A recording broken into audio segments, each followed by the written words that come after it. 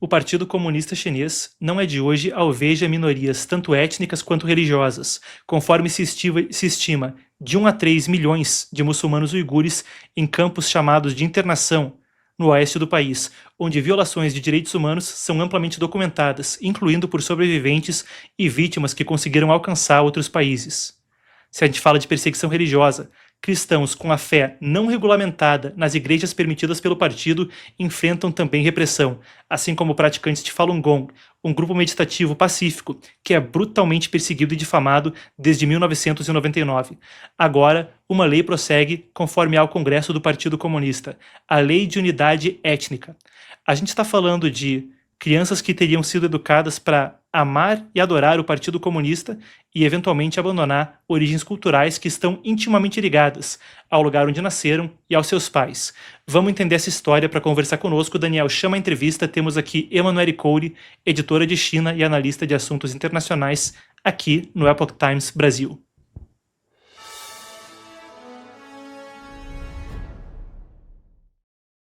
Manu, primeiro explica pra gente. Tem uma lei de unidade étnica para prosseguir conforme o Congresso, amplamente fictício, um Congresso que aprova tudo na China, deve votar nessa semana a respeito do assunto.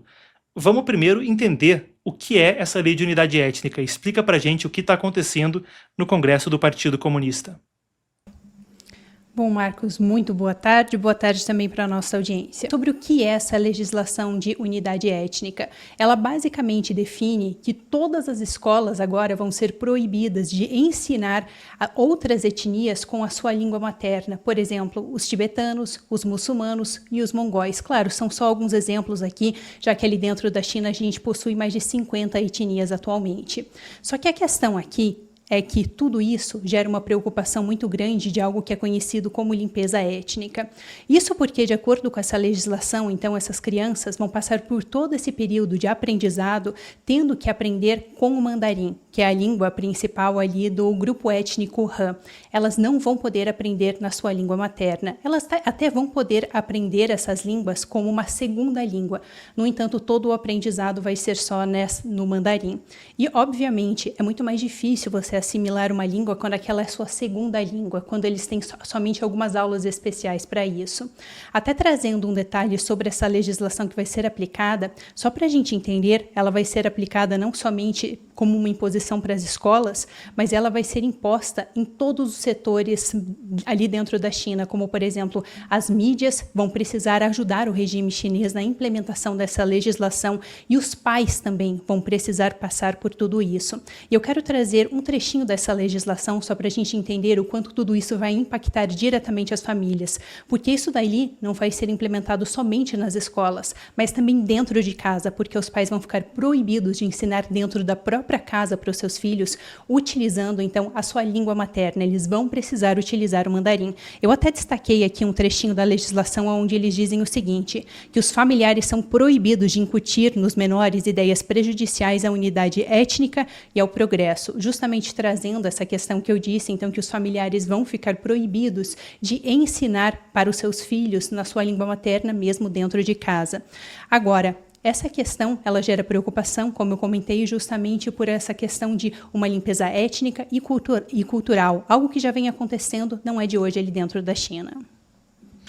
Manu, antes a gente estava cobrindo o tópico a respeito dos uigures, que talvez seja o grupo minoritário, até pela quantidade de sobreviventes que saíram ao exterior, vindo da região de Xinjiang. A gente mesmo conheceu aqui no Brasil a Nancy, em 2024, que era da região de Xinjiang, né? Ela era de etnia uigur e falou conosco a respeito do assunto. O que eu quero te perguntar ajuda a gente a entender isso como uma continuação de outras violações de direitos humanos no contexto do que já acontecia com mongóis, uigures, tibetanos e outros grupos étnicos. E é até interessante a gente falar disso, porque a gente não está falando sobre pessoas, sei lá, caucasianas ou negras dentro da China. É interessante porque para o ocidental pode imaginar que todo mundo é até parecido, tem o olho puxado, a pele amarela, então deve ser a mesma etnia.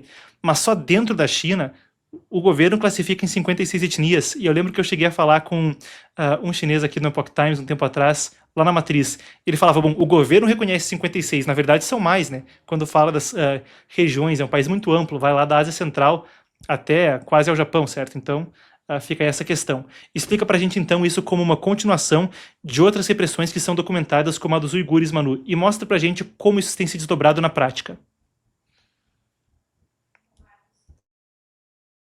Eu não lhe escuto, Manu, eu não lhe escuto. Perfeito. Você me escuta agora, Marcos? Perfeito, vai lá. Eu gostaria, então, de destacar 2 pontos para a gente entender como tudo isso faz parte de ações que já vêm acontecendo há algumas décadas. Primeiramente, sobre a questão de várias etnias, como você mesmo disse, eu gostaria de começar por esse exemplo, porque uma das principais questões que a gente tem ali de uma tentativa de limpeza cultural dentro da China é justamente o que aconteceu com o Tibete, lembrando que o Tibete foi anexado à força pelo Partido Comunista Chinês em 1950, e nessa época, além da assimilação do território tibetano, eles tiveram todo um processo para destruir as relíquias culturais e religiosas do Tibete. Inclusive, o líder tibetano, Dalai Lama, acabou fugindo daquela região e está até hoje, então, isolado ali dentro da Índia. Então, para a gente entender que isso já vem, inclusive, da era de Mao Zedong.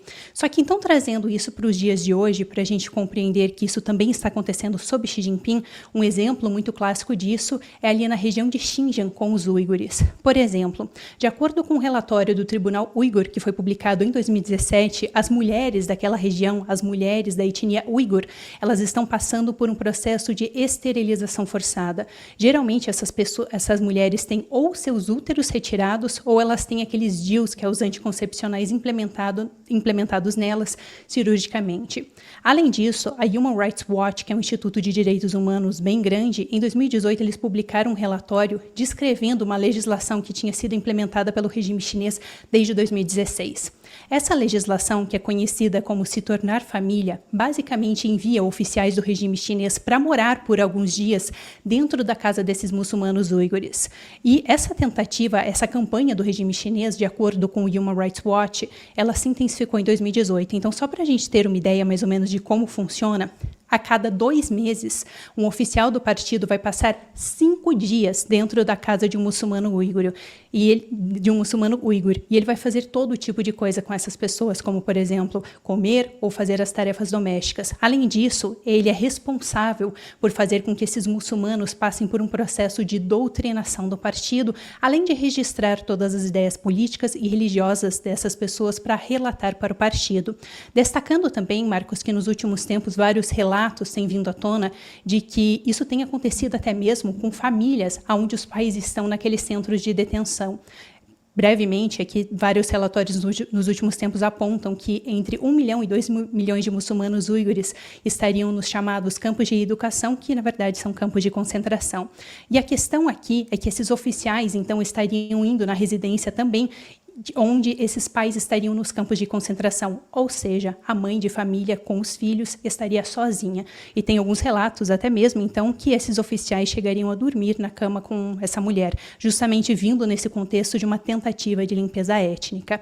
Marcos, o meu segundo ponto, e eu vou ser muito breve aqui para a gente não se estender, é que tudo isso faz parte de uma campanha mais ampla do regime chinês chamada de sinização. Essa sinização é basicamente alinhar as etnias e as religiões aos princípios do Partido Comunista Chinês. E eu destaquei aqui Partido Comunista Chinês porque não são os princípios chineses, aos princípios culturais e antigos chineses, mas sim a doutrina socialista do regime chinês. Alucinante, já tinha feito a cobertura disso antes, a política de se unir e tornar família, e é talvez uma das mais bem documentadas quando a gente fala de violações de direitos humanos do Partido Comunista. O que será que acontece naquela casa, né? Bom, acho que aí os relatos das vítimas falam por si próprio, mas não é o motivo da gente também...